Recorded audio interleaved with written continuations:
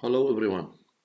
This video is dedicated to covering some assumptions and beliefs about the origins of human languages and how these languages developed to be what they are today.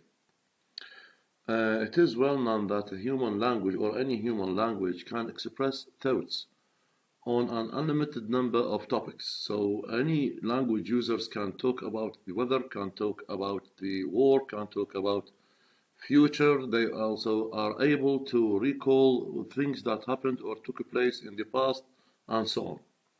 So what we need to know is that language is not used only to convey information, but to discuss and to go deeper into the information interacted between two speakers or more.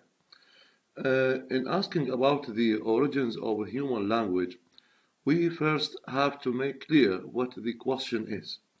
The question is not how languages gradually developed over time into the languages of the world today. Rather, it is how the language species developed over time. We simply do not know. This is the correct answer to the question. We simply do not know how language is originated. We even don't know how that spoken language or languages developed well before written language. Yet, we have no physical or any concrete evidence relating to the speech of our ancestors, and because of this absence of evidence, many assumptions and speculations about the origins of language or human speech have been developed over time. Well, if we go to the book, the first page of the chapter, we find some few lines that summarize what I have been introducing. Among the traces of earlier periods of life on Earth, we never find any direct evidence or artifact. Artifact means things that are made by humans. Okay, relating to the speech of our distant ancestors that might tell us how language was back in the early stages. Perhaps because of this absence of direct physical evidence, so there is no physical, no concrete, nothing tangible, there has been no shortage of speculation about the origins of human speech. Also, it is important to know that the very chapter covers 5 sources. All these sources are thought or believed to be the origin or the reasons through which the languages are come into being. To start with, we have the divine source. Now, we have different assumptions that are stated by our ancestors. The biblical tradition believes that God created Adam and whatever Adam called every living creature that was the name thereof. So they believe, the divine source, those who set up the divine source, believe that when God created Adam, Adam has been enabled already, or had been enabled already to name things, to give names to the things or the objects that are in our lives, or in our life, sorry. Hindu tradition believe that language came from Saravati. Who is Saravati? She was the wife of Rahman, creator of the universe. They believe that this woman created the universe, and when that woman created the universe, she created also the language for people to use. In most religions, now we have a group of religions who believe that there appears to be a divine source who provides, so this divine source is responsible of providing humans with language. Now, many experiments, and the book here actually explores some of these experiments to dig deeper and to know more about the origins of language and how these languages are created. Few experiments have been carried out with rather conflicting results. So the results of these experiments or these studies have different results, and these results are not at the same vein. One of these hypotheses says that the basic hypothesis seems to have been that if human infants and newborn babies were allowed to grow up without hearing any language around them, then they would spontaneously begin using the original God-given language. This means what? If any human or if any newborn baby has been isolated or is isolated in somewhere, that baby is going to use the God or the God's language, which is already inbuilt with that newborn baby. The Greek writer Herodotus reported the story of an Egyptian pharaoh named Samathisos or Samtik, who tried the experiment. So again, this experiment has been repeated with two newborn babies more than 2,500 years ago. Now, after 2 years of isolation, they put what? A newborn or two newborn babies in isolation. They expect for the company of goats. So these two babies had interacted with goats only. So no human beings were in the scene.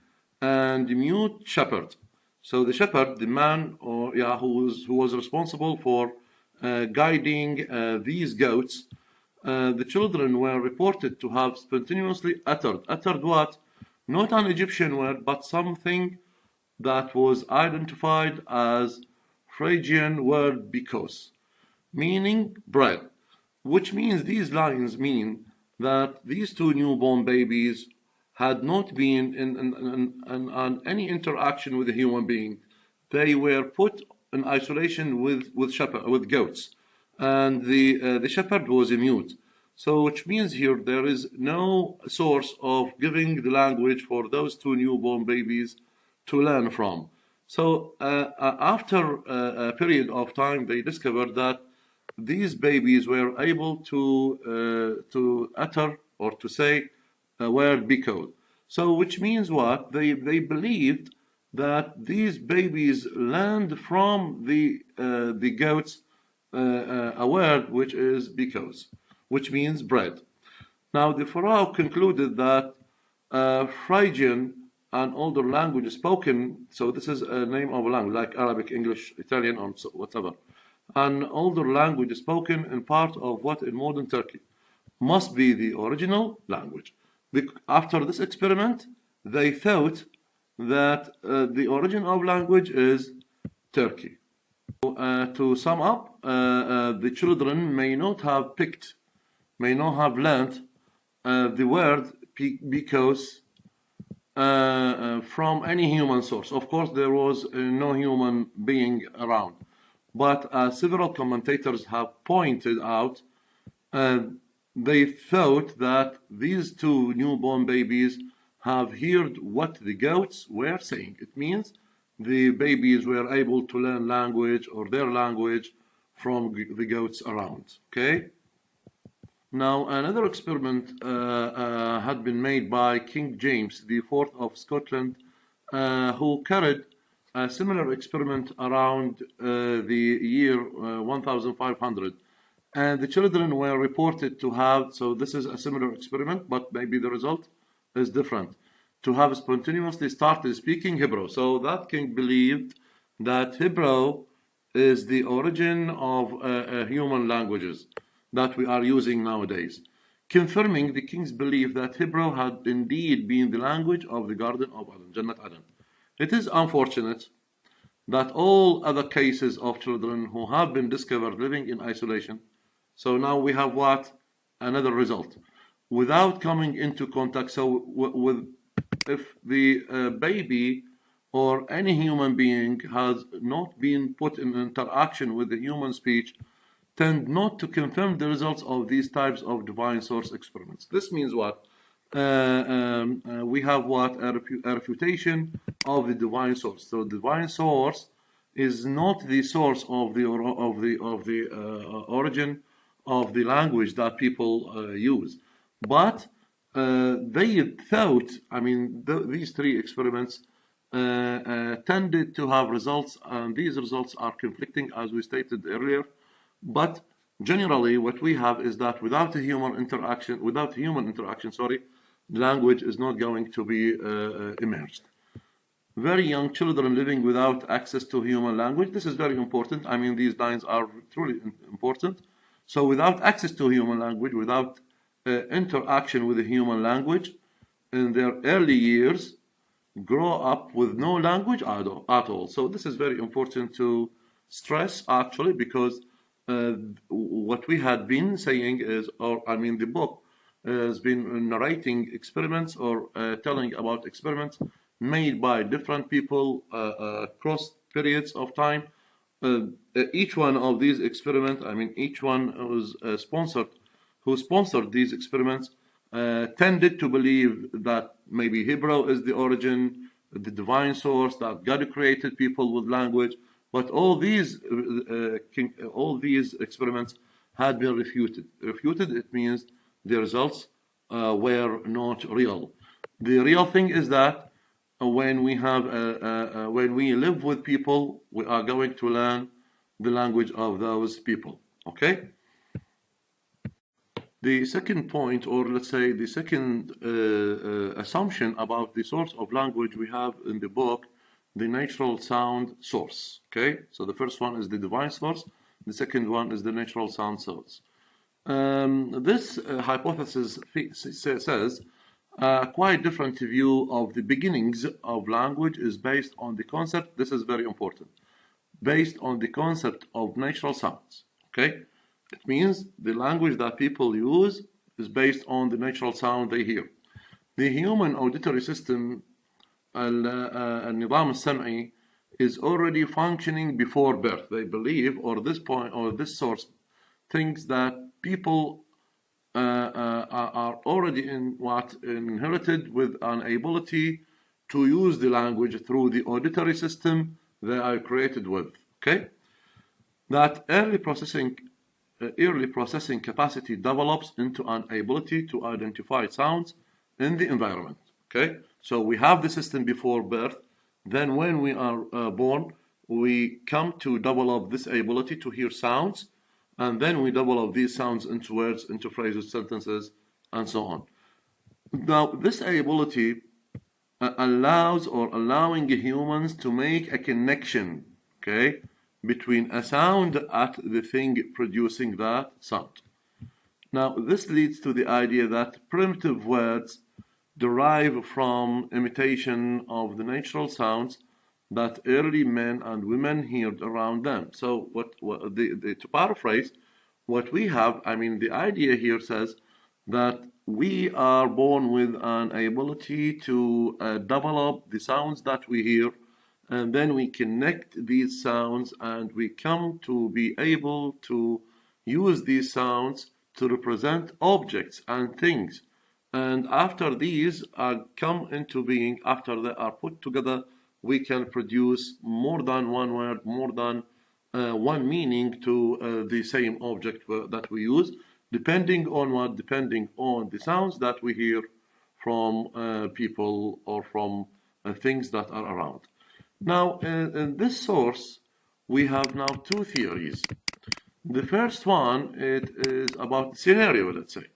In the scenario of the bow wow theory, when different objects flew by, making sounds like cow cow or cuckoo sounds, the early human tried to imitate the sounds and then used them to refer to those objects even when they weren't present. So people, as we said, humans, normal of course, human being born with an ability to connect these sounds with these objects.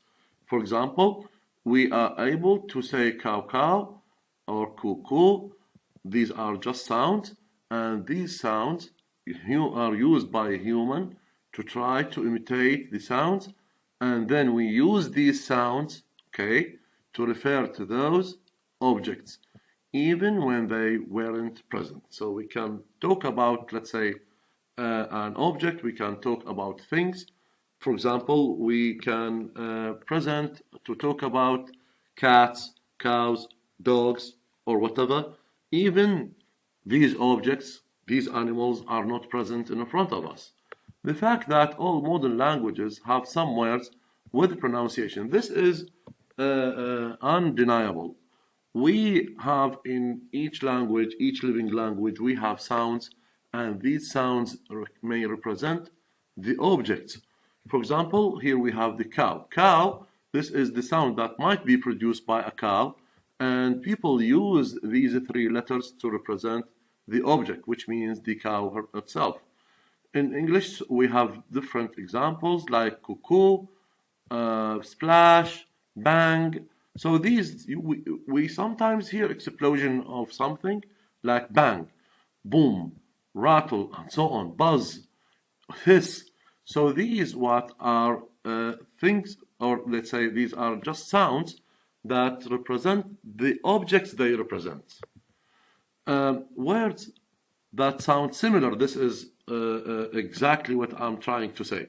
Words that sound similar to the noises they describe are examples of what is called onomatopoeia. Now, I would recommend you to go to the glossary at the end of the book to know more about the definition of the onomatopoeia with more explanation. While it is true that a number of, this is true, okay. While it is true that a number of words in any language are onomatopoeic, it's hard now to see how most of the soundless things. Now, is this the only thing that we can use in language? Can we use the words or the vocabularies which are found in any language, any given language, are the representatives of what these things are found to be? I mean, is this the only thing, the only sources of the vocabularies that we have? We have maybe tens of thousands of vocabularies in each language. Are they only the representatives of sounds? No, of course not. We have sometimes when we want to talk about the truth. Now, how to describe truth? Truth has got no sound representation. How to talk about things that are related to our own psychology? Of course, this is not going to be represented by sounds. Even we might also be rather skeptical, نشكك about a view that seems to assume that a language is only a set of words used as names for things. So, which means here again another refutation, نفي آخر, to the origin of sounds as the scholars who believe in this source, the natural sound source, to be put into consideration again. The second theory of the natural sound source is the Pupu Theory. This theory, again, was set by Jesperson, proposed or suggested that speech developed from the instinctive sounds. Instinctive sounds, it means الأصوات الغريزية. People make in emotional circumstances. Let's see or discover what this assumption means. That is the original sounds of language. Now look here. This theory investigates the origins or the original sounds of language through which we can combine to produce words. May have come from natural cries of emotion. Now, they believe that the sounds that are produced from pain or anger or joy are the basic layout for our human languages. Different examples are supported here in the chapter. We have the O, the A, the Fu, the Wow, and so on. So all are these examples of the emotional reactions from people. So these are usually produced with sudden intakes of breath, which is the opposite of the ordinary talk. So this is not about a normal speech used by people, but it is about the intake of breath. It is about the process of the exhalation and inhalation, الشهيق والزفير. Now, we normally produce a spoken language as we breath out. While we are breathing, we produce sounds. This is what we try to understand. So we speak while we exhale, not inhale. Okay, so it means that now we can speak while we push the air inside the lungs to the outside. Okay, We normally produce spoken language as we breathe out, so we speak while we exhale, not inhale. In other words, this means what? The expressive noises people make in emotional reactions contain sounds. So this is the summary of the idea of the Pupu theory. That are not otherwise used in speech production and consequently would seem to be rather unlikely candidates as source sounds for languages. So what the theory is trying to say is that the origin of sounds come from the process of breathing out sounds, and they form words, and these words form the language or the languages that we use in our own interaction. The third source the book presents is about the social interaction source. Now, another proposal involving natural sounds. All languages are based on sounds, of course, but each one of these sources looks at the sounds in a different viewpoint. Now, it is about the you-he-ho theory. The idea of this theory is that the sounds of a person involved in physical effort. Physical effort means when we use our muscles sometimes. Okay? Could be the source, could be the source of our language. It is not proved to be the origin, but it could be, it is believed, it is assumed to be the source of our language, especially when that physical effort involved several people, and several people, it means when people come together to work or to live in the same place, and the interaction had to be coordinated. You see here, when people work in the same workplace, when people live in the same area, when people do a particular action which gathers them together. So this is about what? A social interaction. When we talk about social interaction, we talk about a group of people, not one individual. Now, a group of early humans might develop, again we have something assumed, nothing concrete. Develop a set of hums, grunts, groans, and curses that were used when they were lifting and carrying large bits of trees or lifeless hairy mammals. Normally, when people, for example, if anybody tries to lift a heavy box, of course that person is going to produce sounds. When we yawn, when we get out of bed, when we try to rush upstairs, when we do every action that needs muscle, of course people try to grunt sometimes to produce sounds. This appeal of this proposal is that it places the development of human language, this is the assumption here, in social context. Now, early people must have lived in groups. I talked about this. If only because large group offered better protection from attack. Now, people in the past used to live together in big groups to protect themselves from being attacked by animals. Groups are necessarily social organizations. Now, we are what? Socially organized. What does this mean? Is that what this means is that when, for example, in our lives nowadays, we have the parents, and we have one person who is responsible for our living, and we have another clients, another people who are responsible for doing particular housework inside the house. So now we are socially organized. In class, you have the teacher inside the class, and the teacher is responsible for supporting the students with particular information.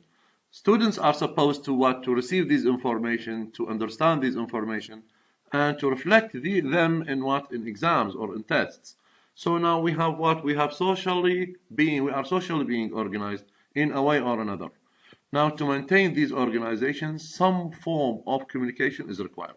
Now, I'm trying to communicate with you through this video, and you listen to the video to understand some vague ideas, some difficult ideas or expressions that are found in the book. That's why I highlight some lines. I sometimes try to explain, to give examples from our own daily life so as to make things clear. So this is why we try to communication. And when we communicate with each other, we need to be clear so as to make our own thoughts and ideas delivered or understood easily, even if it is just grunts and curses. So human sounds, however they were produced, must have had some principled use within the life and social interaction of early human groups.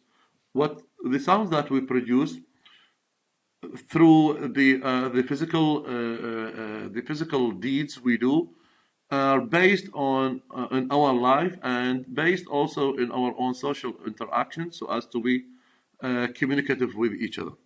This is an important idea that may relate to the uses of humanly produced sounds.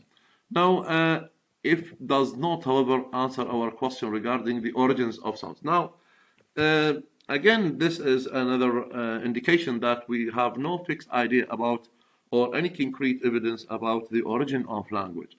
The question that I raised in the beginning of the video, and the book also indicates in the first few lines that we don't have any particular assumption about the real origin or origins of human languages, of sounds produced, okay? Apes and other primitive life in social groups use grunts. Not only human can use grunts, also apes, when they do a particular action, they use their muscles. Maybe they produce sounds, but are these sounds going to be formulated to form language? Is the language, or are the sounds that are produced by apes can be considered as language? Of course not. So what these three lines try to say is that people or normal human beings produce sounds, but not only human beings are able to produce sounds. We are not the only species on Earth to produce sounds. Even we have some bees that these bees are insects and they produce sounds. Apes produce sounds. Tigers, lions, all these animals produce sounds, right? So are these sounds that are produced by animals are languages, or based to be a language? Maybe later? Of course not.